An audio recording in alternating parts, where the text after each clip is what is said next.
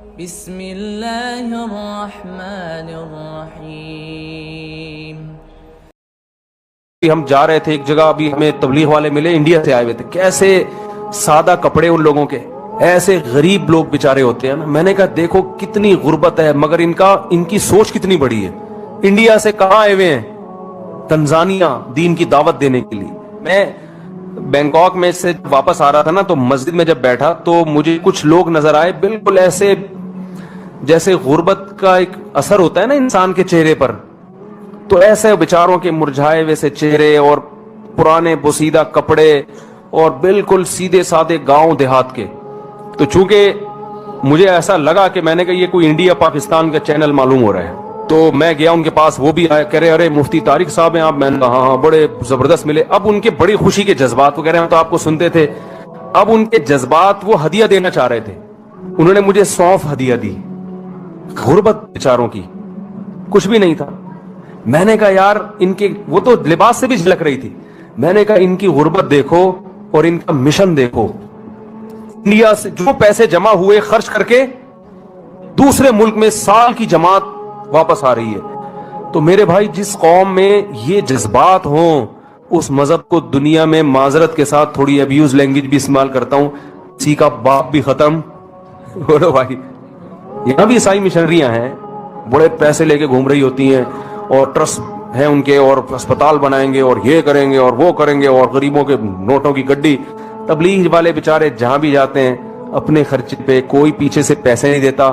سال کی جماعت دھکے کھا کے واپس آئے گی، ایئرپورٹ پہ کوئی ہار پھول لے کے کھڑا ہوا نظر کوئی دے گا؟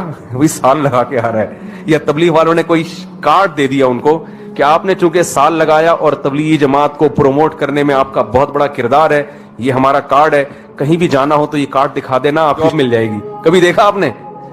کچھ بھی ملے گا۔ وہ ایک صاحب جا رہے تھے سال لگانے کے لیے نا، بزرگ کے پاس آئے تبلیغ کے، تو کیا ملے گا؟ انہوں نے کہا صرف ثواب ملے گا، اس کے علاوہ کچھ بھی نہیں ملے گا۔ تو صرف ثواب کے لیے اتنی قربانیاں۔ اور یہ بات یاد رکھو، تبلیغی جماعت کے برحق ہونے کی ایک بہت بڑی دلیل یہ ہے کہ اس میں غریبوں کی تعداد امیروں سے زیادہ ہے۔ آپ اگر قرآن کا مطالعہ کرو گے تو آپ کو پتہ چلے گا، جب بھی دین کی دعوت چلی ہے غریب لوگ ہمیشہ اس میں امیروں سے زیادہ رہے۔ بہت ساری تنظیمیں دین کا کام کر رہی ہیں، صحیح کر رہی ہیں، ہم ان کو غلط نہیں کہتے، لیکن جماعت کے کام میں آپ کو غریبوں کی تعداد امیروں سے زیادہ، یہ برحق ہونے کی دلیل ہے۔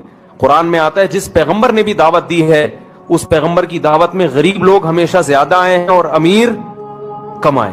تو امیروں کو غریبوں پہ اعتراض ہوتا تھا اور پیغمبر سے کہتے تھے کہ یہ تمہاری دعوت سننے والے یہ ایسے لوگ کیوں ہیں جو قوم کے پس لوگ ہیں، لہذا ان کو یہاں سے ہٹاؤ تو ہم بیٹھیں گے۔ تو پیغمبروں نے کیا کہا؟ ما انا بطارد المؤمنین، جو بھی اللہ پر ایمان لانے والا ہے ہم ان کو اپنی مجلس سے دھتکار نہیں سکتے۔ وَيَا قَوْمِ مَنْ يَنْصُرُونِي مِنَ اللَّهِ إِن تَرَدتُّهُمْ، نوح علیہ السلام نے کہا اے میری قوم، اگر میں ان غریبوں کو اپنی مجلس سے نکال دوں گا اور الگ سے ان کو، امیروں کو الگ اور غریبوں کو الگ، تو مجھے اللہ کے عذاب سے بتاؤ پھر کون بچائے گا؟ اللہ مجھ سے پوچھے گا کہ صرف اس لیے کہ غریب تھا تو نے اس کو جو ہے نا اپنی مجلس سے اس بیس پہ نکالا۔